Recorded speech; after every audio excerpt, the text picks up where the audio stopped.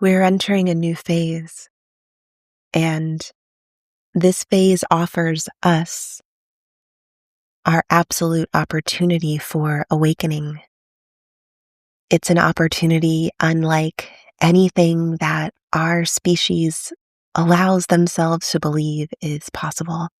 And your work in this moment is to believe that all things are possible. And that's because our awakening's already here. And the only thing that keeps us from it is a false belief that all we're allowed to believe is possible for ourselves is what a false system told us was possible. If you're listening to this, it is your calling now to move as though you believe that all things are possible, because all things are, in this moment, possible for us. This is your confirmation that everything is already happening and already in motion. Our awakening could not be stopped if we tried at this point in time, and it's with this knowledge that I speak these words to you. It's already done. It's already in motion. It can't be stopped. And this doesn't mean that you are meant to do nothing.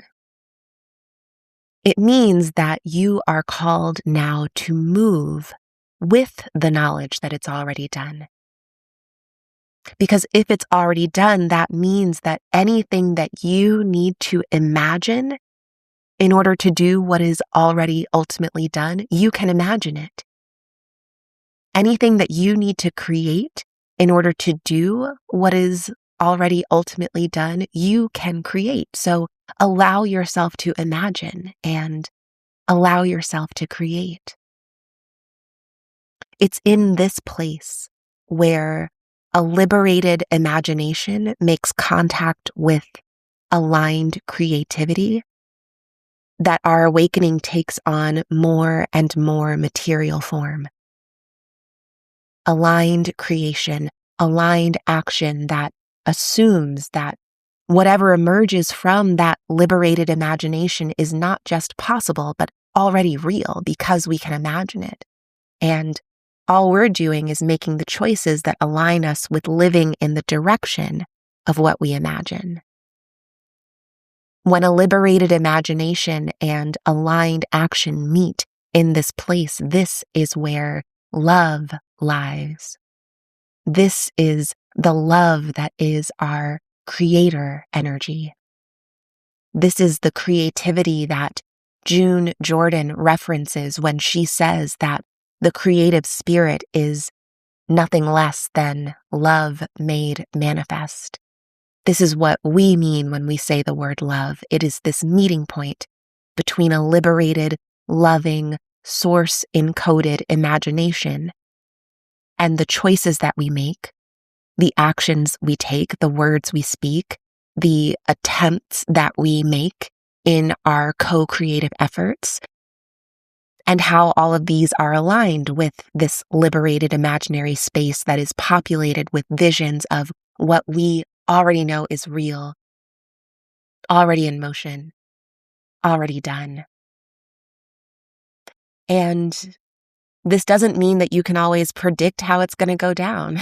It doesn't mean that you'll always know in advance what's going to happen. Sometimes you might. Sometimes you'll be able to feel into this. You'll receive visions and premonitions and synchronicities that point you in that direction. But other times, it simply comes down to how you respond to choices as they present themselves to you moment to moment. Whether you respond to a choice point from an understanding of what's possible based on that false reality, or based on the truth of who you are and who we are and what we are capable of, which is anything and everything.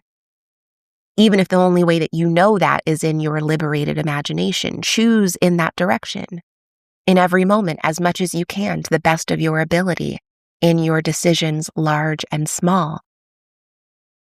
And this will begin to shift things to the point where you more deeply trust that you can create from this place. You more deeply trust that even if you can't see why a certain decision matters, even if you're not aware in the moment of its importance, you can still choose in alignment with what you know is possible rather than choosing in alignment with what you've been told is all that will ever be possible. And if you can trust that that choice is worth making, even if you can't see why, it will impact future options and future choices and future experiences. Make that choice because it may make its significance known to you at some future point. But also, you might never know.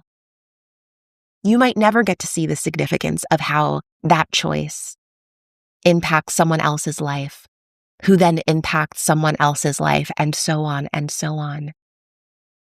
Choose as though you know that your choice is an interdependent and necessary choice that impacts all of us, that impacts everything. And I'm being called to remind you that this doesn't mean that your choices become a burden. This is not about pressure to try to be perfect.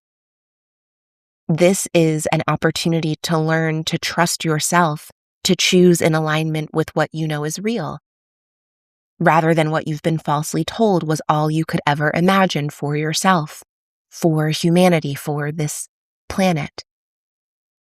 You're learning how to trust yourself to choose in that direction, whether the choice that you make seems to only impact you or whether it seemingly affects countless people, because either way, both are true, because there is no separation between the two. I love you, and we'll talk soon.